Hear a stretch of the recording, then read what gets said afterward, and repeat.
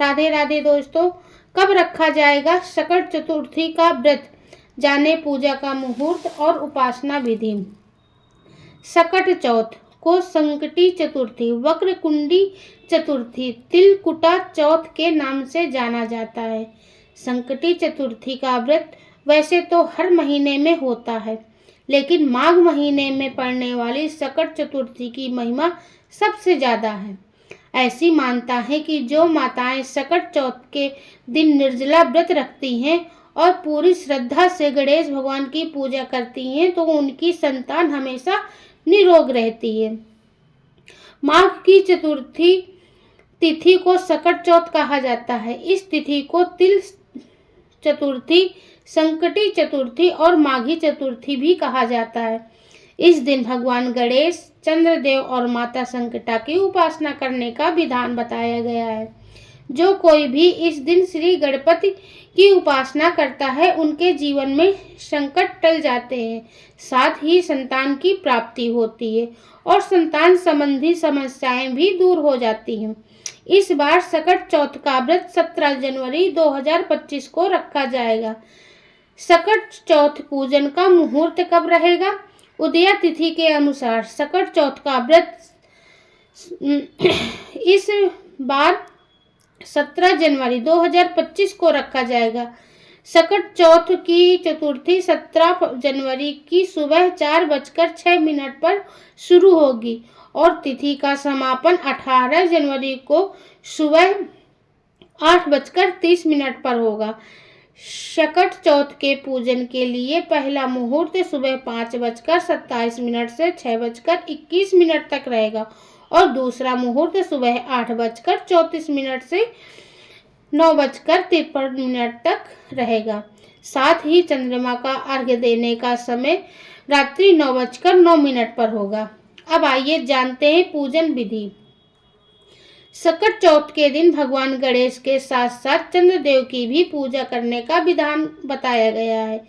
इस दिन व्रत रखने वाली महिलाओं को निर्जला व्रत करना होता है। इसके बाद रात में चंद्रमा के उदय होने के बाद महिलाएं चंद्रमा को अर्घ्य देती हैं और चंद्रमा की विधि विधान से पूजा करती हैं। इस दौरान महिलाएं हवन कुंड में हवन करने के बाद उनकी परिक्रमा करके चंद्रदेव के दर्शन करती हैं और चंद्रदेव भगवान से और गणेश भगवान से अपने बच्चों की लंबी आयु और उनके जीवन में कोई कष्ट न होने का आशीर्वाद मांगती हैं। नियमानुसार इस दिन का व्रत दूध और शकरकंदी खाकर खोला जाता है। इसके बाद अगले दिन व्रत करने वाली महिलाएं अन्न ग्रहण करती हैं। इस दिन की पूजा में गणेश मंत्र का जाप करना बेहद फलदायी बताया गया है। गणेश मंत्र का जाप करते हुए 21 दूर्वा भगवान गणेश को अर्पित करना बहुत ही शुभ होता है। सकट चौथ व्रत कथा। सकट चौथ व्रत की पहली कथा के अनुसार एक बार मां पार्वती स्नान करने जा रही थी। तब उन्होंने अपने पुत्र गणेश जी को स्नान घर के बाहर खड़ा करके यह आदेश दिया कि जब तक मैं खुद स्नान कर वापस ना आऊं तब तक तुम किसी को अंदर आने की इजाजत मत देना। अपनी माता की बात मानकर गणेश भगवान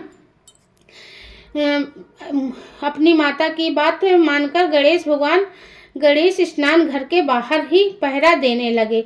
ठीक उसी समय भगवान शिव मां पार्वती से मिलने आई, लेकिन क्योंकि मां पार्वती ने गणेश भगवान को पहरा देने के लिए आदेश दिया था, इसलिए उन्होंने शिव जी को अंदर आने से रोका। इस बात से शिव जी बेहद क्रोधित हुए और उन्हें अपमानित महसूस हुआ। ऐसे में उन्होंने गुस्से में अपने त्रिशूल से भगवान गणेश पर प्रहार कर दिया, जिससे उनकी गर्दन कटकर जमीन पर गिर पड़ी। जब मां पार्वती स्नान घर से बाहर आई तो उन्होंने भगवान गणेश को कटा हुआ सिर देखा और रोने लगी और उन्होंने भगवान शिव से कहा कि उन्हें किसी भी हाल में भगवान गणेश सही सलामत वापस चाहिए।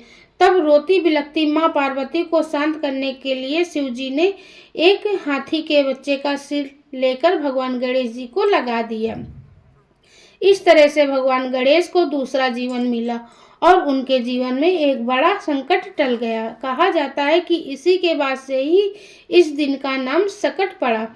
और तभी से माताएं अपने बच्चों की सलामती और लंबी उम्र के कामना के लिए माघ के कृष्ण पक्ष की चतुर्थी को व्रत करने लगी।